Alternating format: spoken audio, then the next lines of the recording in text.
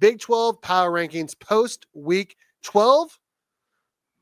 Kenny, I'm excited. There might be a new number one team. There might be a new number one team in our power rankings because actually we do our own separate ones. I actually decided to do the current standings based off of the Big 12 website because that is actually the most important thing because they do tiebreakers on there as opposed to ESPN. I don't know if they have the updated stuff. As of right now, BYU is number 1, Colorado 2, Arizona State 3, Iowa State 4, K-State 5, and then Baylor. So starting at the top, make sure you guys like, subscribe, tell your friends. We're really close to 1,000 subs. Kenny, obviously OSU at number 16, right, for both of us? Yep. I actually wrote mine down last night after the BYU loss. Oh, I'm going to go Utah 15. They suck. They're really bad. That's what I have. I have Utah down at 15. Okay. What do you got for 14? For 14, I've got UCF. I got Houston. Okay. I have Houston at 13. So the reason why I have them at 14, I'm going to do my stuff different than I normally do. Normally I base it off of who beat who. At this point in the season, almost everyone has won or lost outside of OSU. I'm going to go based off of how they're playing right now. I'm going to go Arizona at 13. Interesting. I have Houston. Yes, and that's why I have Arizona. For me, I have them after Houston at 12. So I have UCF at 12 because they beat the brakes. They beat the brakes off of Arizona just a couple weeks ago. They almost beat Arizona State a week ago. They're another team that's kind of trending upward. They almost beat Iowa State as well.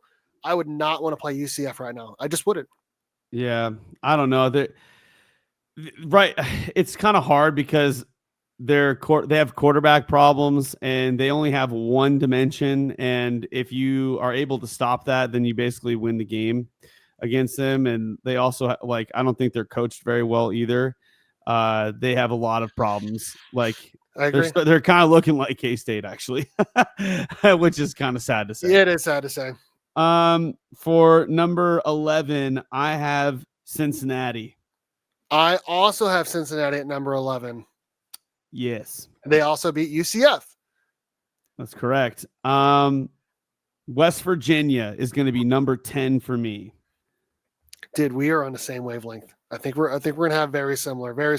Yeah, I mean, they were near the top of the Big 12 conference race, but we all knew that they were not going to get to the conference title game. There's a reason why they have a couple non-conference losses, well, be it to good teams.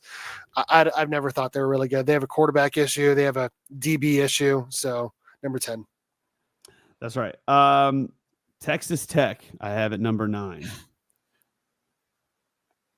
I also have Texas Tech at number 9. I was wondering. I was like, you kind of snarked a little bit there. I'm like, I don't know. Maybe what's going on here. There's not much to really say. I mean, they look good and look bad. There's a reason why they're in the middle and they're not at the bottom. They're at the top because they look good one week and look bad the next week. So basically taking the job of the gatekeepers, West Virginia. They are now the gatekeepers, right? They're number 9. They took over West Virginia's spot. So yes, I've got TCU at number 8, basically because they beat Texas Tech, and so not really sure where else to put them except for right there, smack dab number 8. I'm going to go KU number 8, and I've held off long enough. They're what, 4-6? They look pretty good, but I mean, there's a reason why they have 6 losses. You just said that you were ranking them based on how they're looking now. I know, but also, in addition to that, they did lose to TCU at home by double digits. I don't think TCU is very good. I'll be honest. I don't think they're very good. I think if Kansas played them right now, they would beat them. I think they would absolutely crush them. That's why I've got KU at number 7. Okay. Well, yeah. I mean, they're interchangeable. I mean, obviously. Yeah. Number 6, I have K-State. I also have K-State at number 6. I debated about putting them number 7 or number 8, but I mean, they beat KU. I think they beat TCU, even though they look really, really, really bad right now. I can't have them any lower than number 6 as well. Kenny. Despite the fact that they lost to Houston, I think that they could beat every single team that's beneath them. I agree. Yeah. I think the They Houston should have beat lost. Houston too, by the way. That They was the should have first time beat Houston. first time they The given up a fact, 2-score lead in fourth quarter in like 8 years. right. And I think the biggest problem with K-State right now is the fact that there's something going on in the locker room. Fans are unaware of it. We're probably never going to know what it is until maybe after the season, when things get leaked.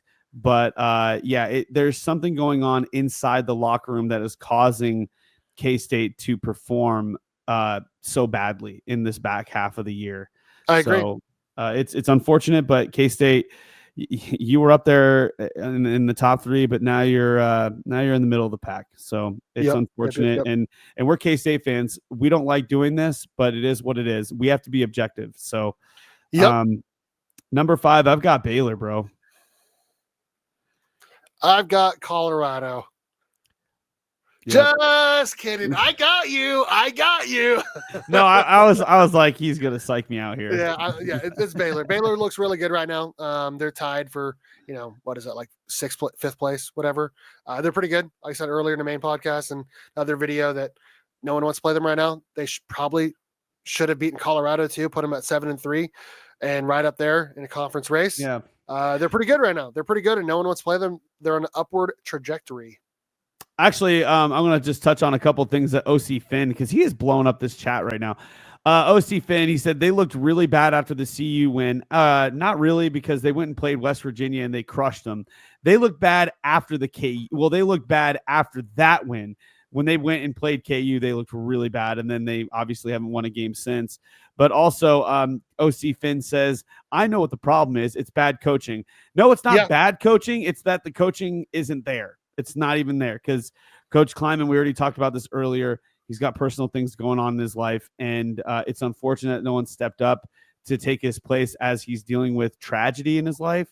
Right. We definitely don't want to bash on that, but it's just unfortunate. It's just everything about it is just unfortunate, but it is what it is. You can't dwell on it. You just have to move forward and just hope that for him personally, that he's okay, his family's okay. I'm still praying for him.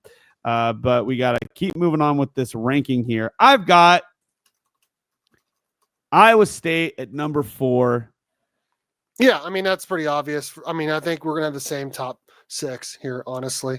There's arguments that you could put BYU in at number 4 based on how they've looked. No. Well, I mean, you could argue that if they lose this next week, they would be at number 4. Because they struggled against Oklahoma, they struggled against Utah, and they lost to Kansas. So and they've had a really they've had an amazing year. I mean, they're the team of destiny, and they almost won against Kansas. I mean, there was moments in that game I was like, holy crap, they might win here. But number 3, I've got Arizona State. Yep, we're gonna have the same top 6. I also have Arizona State number 3. They looked really good, specifically defensively. I did not think they'd be able to stop K-State's running game as much as they did in the first half to stop K-State overall in the first half. Right. They look really good, and their quarterback, I mean, my God, he is good, dude. He is everything I thought he'd be and more, because I said before the game, he threw for 300 yards a couple games, and he looks really good. There probably could be 9-1 if he didn't get hurt, because he got hurt and didn't play against Cincinnati. They missed a couple field goals as well. I mean, they're a really, really good football team, and shout out to Kenny Dillingham for having a great first name and having a great team this year. That's right. Yeah, Blackout. I just want to touch. Yeah, winning is winning. Yep. Oh, there it is.